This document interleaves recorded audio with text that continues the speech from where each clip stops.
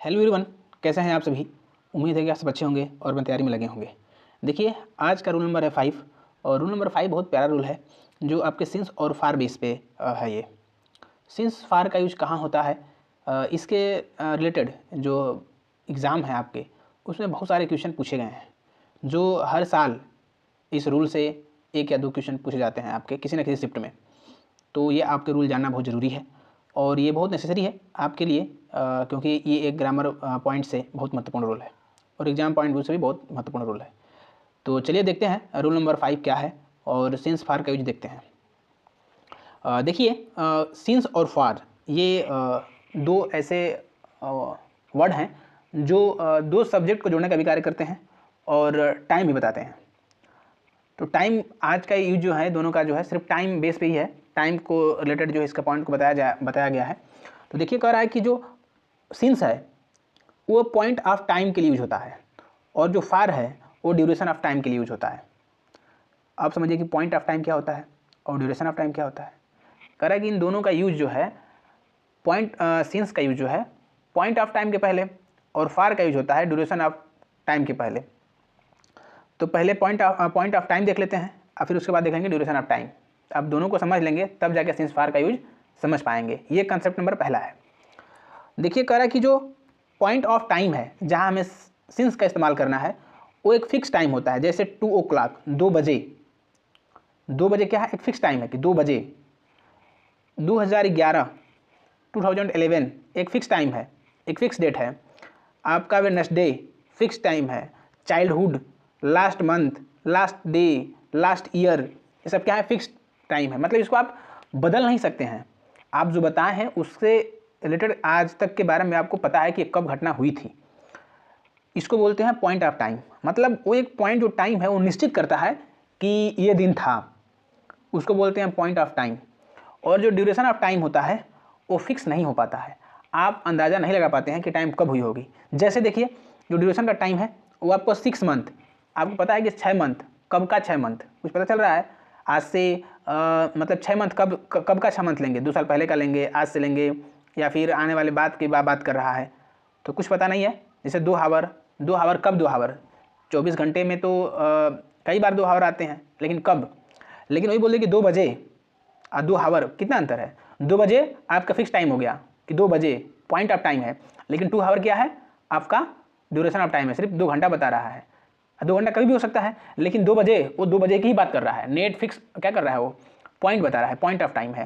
तो कह रहा है कि जो पॉइंट ऑफ टाइम है उसके साथ सिंस का इस्तेमाल करते हैं और जो ड्यूरेशन ऑफ टाइम है उसके साथ फार का इस्तेमाल करते हैं। Getting my point. ये कंसेप्ट था आपका पहला। तो इसका देख लेते हैं, इस पर एग्जाम्पल देख लेते हैं ताकि आपको आसानी से समझ में आ जाए। देखिए, एग्जाम्पल है, he has been here since 6 month.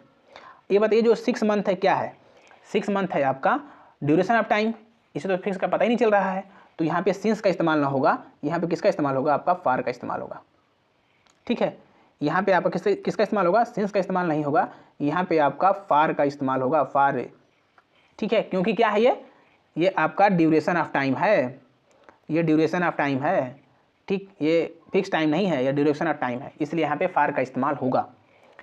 देखते हैं सेकंड इसका रूल क्या है। सेकंड कह रहा है कि सेकंड एग्जांपल क्या है, करके I will only known her since their beginning of last week. Last week का मतलब जो है अभी जो पिछला सप्ताह था, अंतिम सप्ताह था, उसी की बात कर रहा है।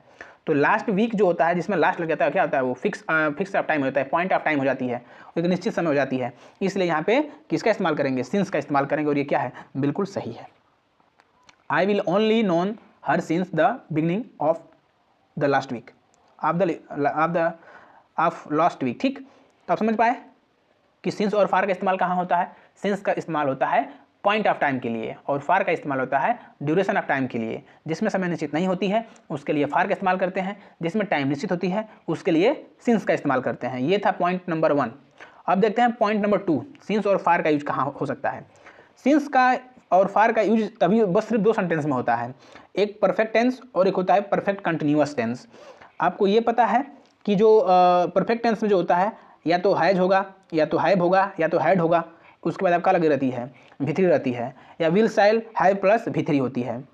अगर ये लगा है तब जाके आप सिंस और फार का इस्तेमाल कर सकते हैं। या फिर हैज़ हैव बीन के बाद हैज़ हैव हैड के बाद क्या दिया हो, बीन दिया हो, और उसके बाद क्या हो, वर्ब में आईएनजी फॉर्म हो, तब जाके सिंस या फार का इस्तेमाल करते हैं। तो दो तरह से समझ में आ गया। सिंस और फार का इस्तेमाल कब होता है? पहला जो होता है सिंस का इस्तेमाल पॉइंट ऑफ टाइम के लिए और फार का इस्तेमाल ड्यूरेशन ऑफ टाइम के लिए, जबकि परफेक्ट टेंस में हैज़ हैव हैड के बाद V3 है, उसके बाद आप क्या लगा सकते हैं, सिंस और फार का इस्तेमाल कर सकते हैं। या फिर हैज़ हैव हैड के बाद बीन है, फिर वर्ब में आईएनजी फॉर्म है, तब भी आप सिंस या फार का इस्तेमाल कर सकते हैं। देखते हैं इसका एग्जाम्पल देख लेते हैं। देखिए इसका एग्जाम्पल है, कह रहा है कि I have taught English for 4 year. I have taught English for 4 years. देखिए यहाँ पे फार का इस्तेमाल तो कर दिया है, ठीक है, यहाँ फॉर का इस्तेमाल हो गया है, लेकिन यहाँ पे V2 लगाया है, तो हमें तो V2 तो नहीं चाहिए, V2 से तो गलत हो जाएगा। यहाँ पे क्या चाहिए मुझे, आई हैड, तो यहाँ पे लिख दीजिए आई हैव लिख सकते हैं या फिर आई हैड लिख सकते हैं, ठीक, आई हैड या फिर आई हैव, तब जाके आपका सही हो जाएगा, ठीक है। फार का इस्तेमाल या सिंस का इस्तेमाल तभी होता है जब वर्ब में आपको हैज़ हैव हैड या V3 या will shall have plus V3 दिया हो, या फिर हैज़ हैव हैड बीन और वर्ब में आईएनजी लगा हो, ठीक है। तो इस तरह से आपका ये वाले पार्ट में गलत हो जाएगा। यहाँ पे क्या चाहिए, या तो आप हैड का इस्तेमाल कर दीजिए, हैड बीन, या फिर यहाँ इस्तेमाल कर सकते हैं हैव का, ठीक। आई क्या है, आई एक प्लूरल है, तो हमें प्लूरल वर्ब देना पड़ेगा हमको हैव।